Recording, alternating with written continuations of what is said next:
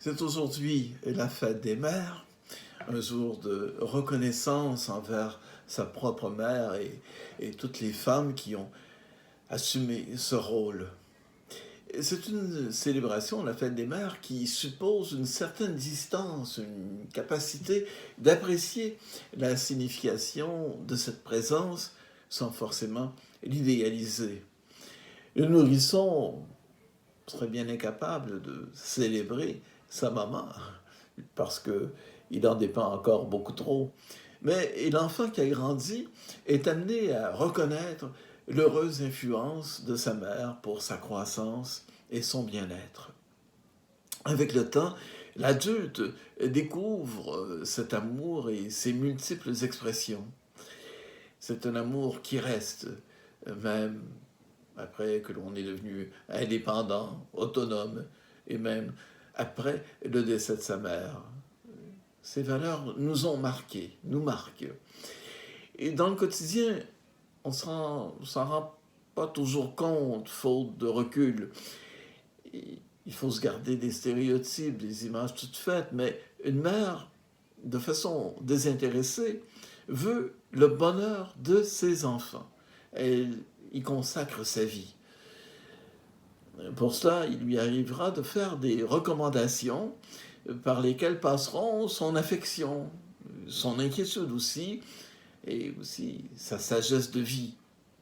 Tout ça formera avec les années un héritage qui fera dire à l'enfant devenu grand « Ma mère m'a donné le meilleur ». Et bien des années plus tard, on se surprendra à dire « Ma mère disait ». Et c'est ainsi que nous avons tous, en chacun de nous, un cœur de mère. Osons dire, Jésus avait pour ses disciples un cœur de mère. Cela n'a jamais été aussi net qu'au moment où Jésus, sachant que son heure était venue, a rassemblé ses disciples pour un dernier repas. Il les quitte avec des recommandations.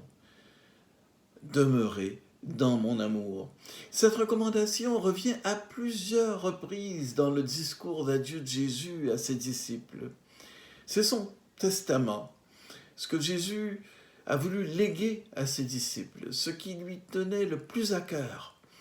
Au cours de ce dernier repas, il a demandé à ses disciples de faire mémoire de lui par le pain et par le vin, rappel de sa vie offerte par amour.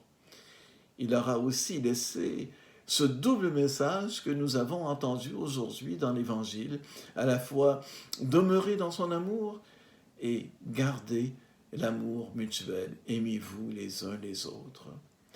Les disciples ont compris que leur fidélité à la personne de Jésus dépendait de leur attachement à ses paroles. La résurrection de Jésus a donné à ces paroles une force nouvelle. Elle les a comme confirmées. Des paroles de vérité et de vie. Jésus était demeuré dans l'amour du Père, il avait gardé ses commandements, et bien voilà, la résurrection affirmait que c'était bien là le chemin de la vie véritable. S'aimer les uns les autres, n'est-ce pas s'enseigner mutuellement ce chemin de vie?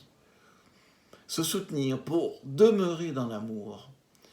La force de la résurrection qui agit en chacune de nous, valorise cette communion, en affirme la fécondité. Oui, c'est dans cet amour que nous portons du fruit. Et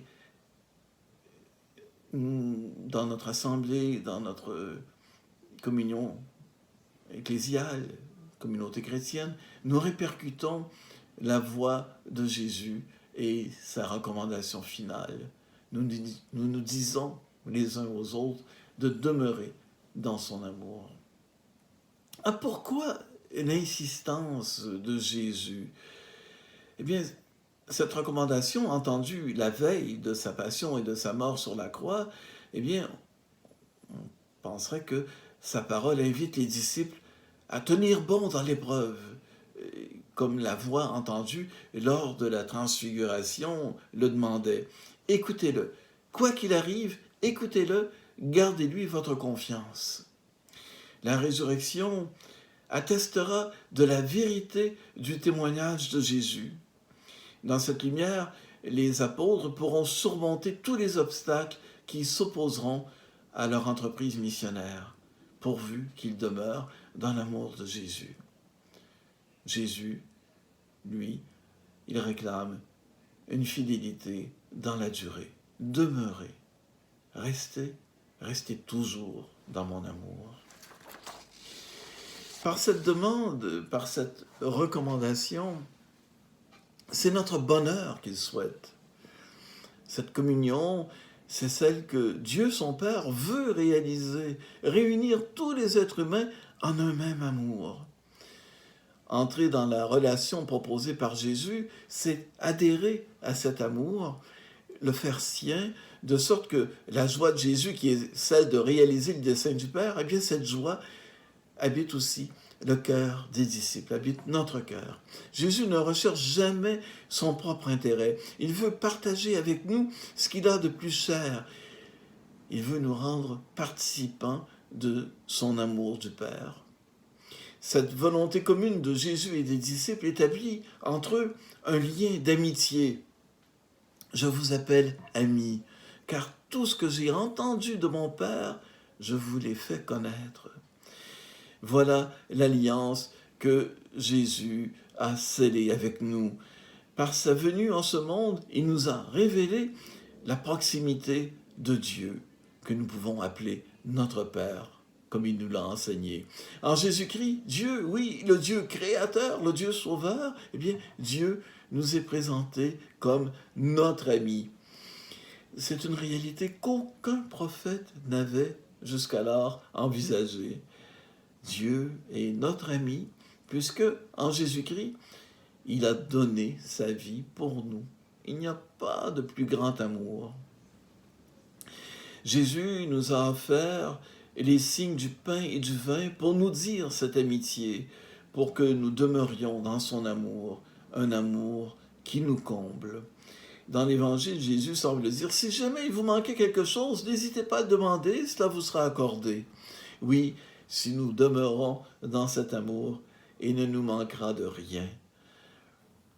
Aimons-nous les uns les autres pour bien expérimenter la joie de cette amitié avec Dieu.